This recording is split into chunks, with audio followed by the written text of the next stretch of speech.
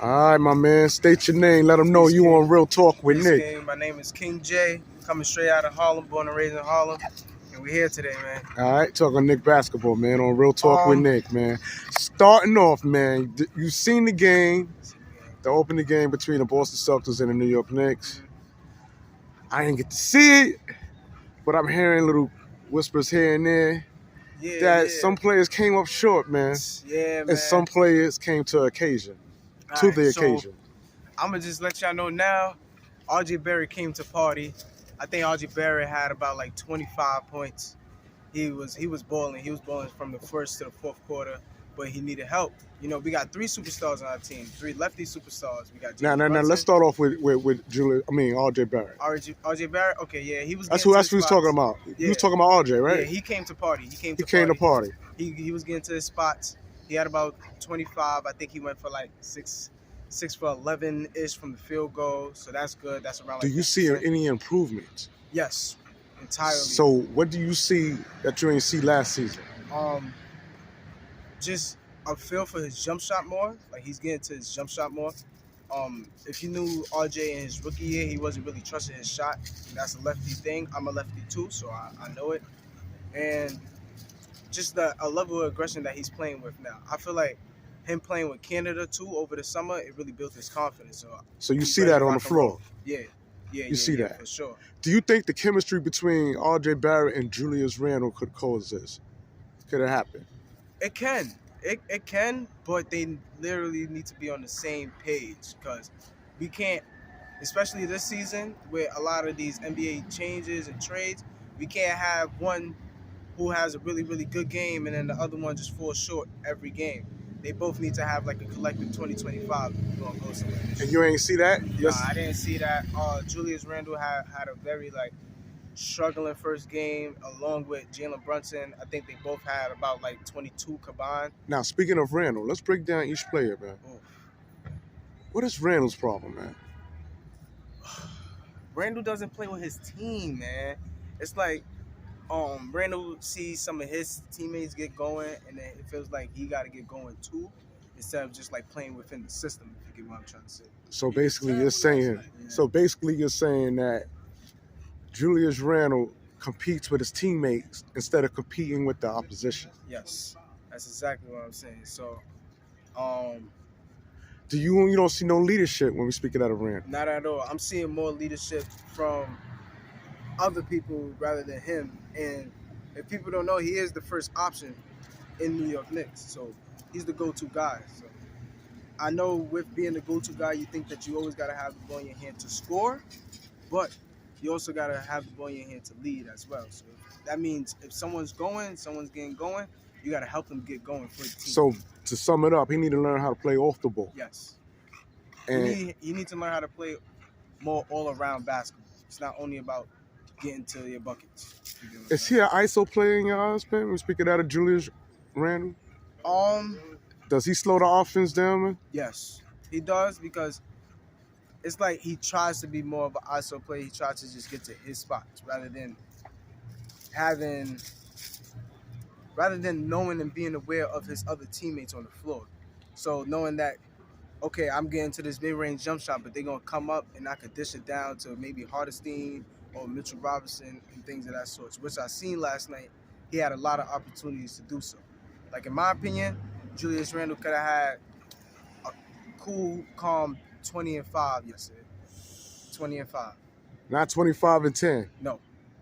20-5, just because his jump shot was his scoring was a little off. Speaking of his game being a little off, do you smell any injury on him? I know he was already hurt, but do you think he's still under the, coming back from injury? Do you think he's 100%?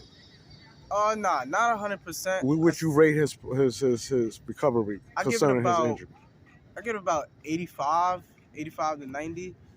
He looks healthy, but he just looks a little too sluggish. But I see him still pushing, being aggressive, being very physical, because that's his game. He's still physical, but it's just even on defense, sometimes he could be a little sluggish and a little lazy.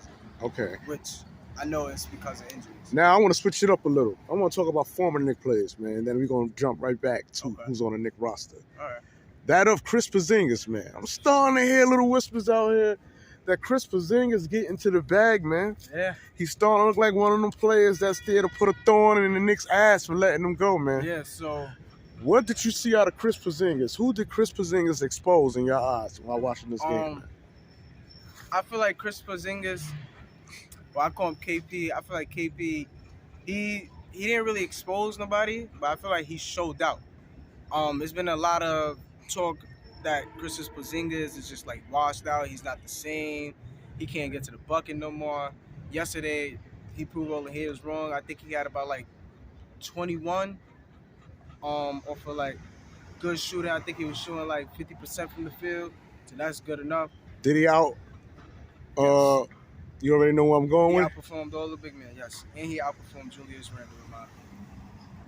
So You saying Kristaps Porzingis outperformed Julius Randle? yes, sir. You got to elaborate on that. Yes, sir. Elaborate. It's also because of the Celtics system. It's like he fit better, but he was just getting to his spots. You're gonna hear me say this again like a whole lot. He was getting to his jump shots. He was rolling off his screens perfectly. And it's like his team was also like, they wasn't building around him, but they knew that he was a key factor, especially coming into a new team like the Celtics. They're gonna use him to his very much advantage. So the matchup between KP and Mitchell Robinson, he got the best of Mitch? He got the best of Mitch offensively. Mitchell's still defensively dominant, and even with crashing boards, I think Mitchell Robinson had way more rebounds than Kristaps Porzingis.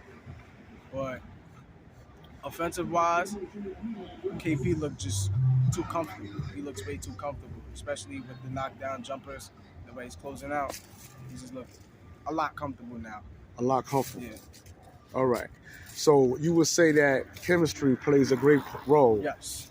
As far as teams getting it over to the next hump. Yeah. I mean, that's an all-around sport and basketball thing. It's like when you go to a team that their chemistry is there and a lot of players is playing selfless, and still can get to the bucket. That's why teams like Boston Celtics and even Denver Nuggets, teams like this, they are more bound to win because they're selfish. They don't care about just having 40 or going 7 for 12 or just numbers. They just want to win. And whatever they're going to do to win, they're going to make that jump shot. They're going to get to their spots. They're going to get their teammates open. So. Okay. And as far as the coaching, man, because, Knicks throw games and a lot of people point the fingers at Tom Thibodeau. Well, that one of these games, man, where you say to yourself, the Knicks could have pulled this off, but due to bad calling by the coach, we lost that one. I'm going to be very honest. I didn't really pay attention to the coaching itself, but I did pay attention to the rotation. I noticed that they tried a little bit like younger rotations with like just the rookies. It's still a first game, but they tried different rotations than they did last year. So I remember last year they used to have I was just thinking about this last night. I'm sorry, boss. Well, basically rotation. Yeah. You think it's an issue? I don't think it's a big issue, but it can be helped. It can be better. I feel like the rotation that they was going with last year, with leaving the starters in for the first and then having the secondary team come in and ball out in the second, is way better than what they was doing last night. Okay. And Mitchell Robinson, man. I like him. You like him? I always liked him since he was in the G League. So he's never been he's never played wrong, in my opinion. He's always played his role. He get his rebounds, he get his blocks, sets his screens for his players. Yeah. He's like an old school big man to me. That's why I love him so. That's what you love him so much about him, right? So sum it up, man. Knicks got to play better defense. To sum it up, Knicks, they have to all be on the same page, and they all got to get aggressive defensively. They all got to get aggressive defensively. Yes, defensively. Yep. Damn. But we gonna do it. If you was to judge Julius Randle performance from last night, would you say we in for a long season, man? Yeah. Yeah. I'm sorry. It's like when you're the three, especially being the small forward and being one of the top options, you always got to be on your A game. And you ain't see that from him. I didn't see that yet. Did not see that yet, boss. Do you think the East is tougher this season than it was last season? Yeah, it got quite tougher, especially with the new, bring-ins. We got Dame on the Bucks. We got Kristaps on the Celtics. But I feel like Knicks could still get to where they got to go. Now I want to talk about the point guard and Jaylen Brunson, man. Okay. I'm starting to hear more and more complaints about Jaylen Brunson slacking off on defense, man. Since the FIBA. Some say he was never a defensive player, playing on defense from the beginning. We didn't see that in Dallas when he was playing behind Luka. Mm-hmm. But now that he's here in New York, man, he's explosive when it comes to his offensive game. Mm-hmm. We see that. Do you think he got to up the ante when we speak of his defense? I mean, well, yeah. Is his defense that horrible where his offensive game could be slightly overlooked? Yes and no. It's like when you're a short guard, you got to put in just that extra 10% on defense because you're a shorter guard. You're a shorter person on the floor. Most of the time, Jaylen Brunson is the shortest player on the court, so he has to play a little bit harder than ever, if you get what I'm trying to say. So I won't say he's bad defensively. I say he has a defensive disadvantage with just being that height and not playing with the aggression of like a 6'10" player. And, because I'm a short guard. I'm a short lefty guard too. And I know, like, sometimes it's not good to just slack off on defense and just score a bucket every time. You got to be, like, defensively sound as well. Even that don't mean in... All right, sum it up. Can you recall a play where you say to yourself, God damn, this brother JB, man, like, what's going on, man? So I think it was like about 3 times where Jason Tatum, he always does this thing where someone sets the screen and he get the switch with Jason Tatum and Jaylen Brunson. And then Jason Tatum just always, he gets his blocks, he gets his buckets, no matter what. Things like that. It's like you don't have to lock the player up, but you still have to communicate. You still have to be defensively sound and know where you're at on the floor. Damn. And when we speak of players like IQ, the word is IQ didn't get his extension, man. Do you think he's going to become an ex-Knick, man? Like we speak of those like Obi, who, left for other reasons. But IQ, man, some say, you know what I'm saying? He want that bag. He's not getting $100 million, man. It don't look like he's not going to get it. Yeah. Do you think it's going to hurt us, man? We let IQ walk. I think so because I personally believe he's starting to find his rhythm, especially in the Knick rotation. He came out strong the second half, and he was the reason why they were still in the game the second half. He was making quality jump shots, just like in the fourth and when time was needed. So when time was needed, I think he had about like 15, but those was like a great 15 points that he had. Was they clutch shots? Some of them was. A few of them, he was hitting them to like tie the game, or he was hitting them to just put them up 1 or 2. So, all right, man. He's going to be really good, though. He's going to be really good. I feel like this season is going to either make him or break him. So, and as far as Jaylen Brunson, you think he got his hands full this season?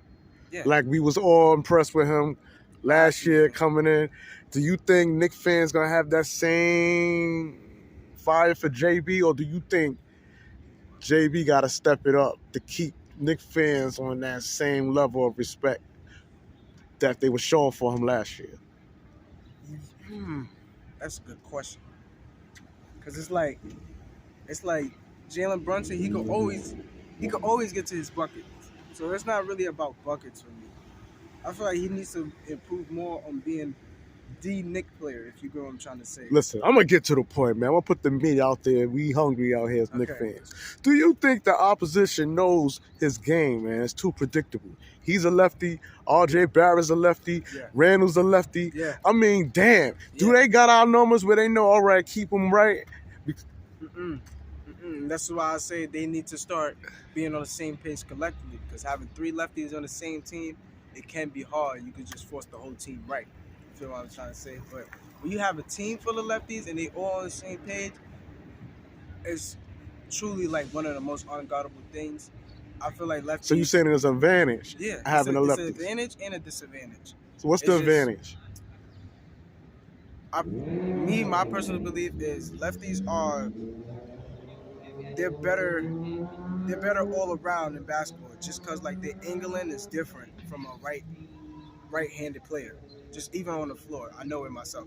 So if they all could just like know their spots, and some people gotta also be, I don't know how to. Some people also gotta be uncomfortable in certain situations too.